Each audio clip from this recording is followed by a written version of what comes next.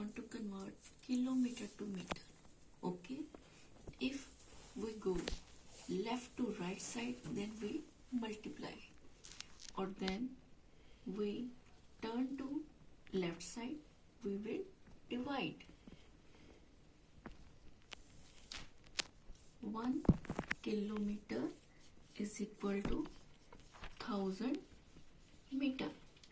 Now we will convert 2 kilometer to meter.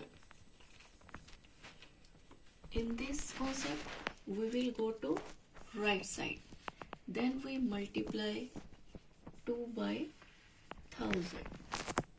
The answer will 2000 meter. If we want to convert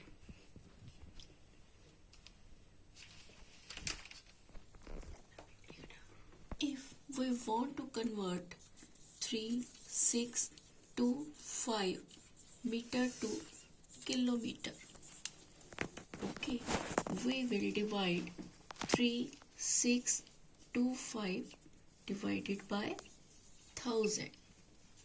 How many zeros? 3. We count 3 digits. 1, 2, 3. Okay, we put point. 3.625 kilometer, and this is your answer.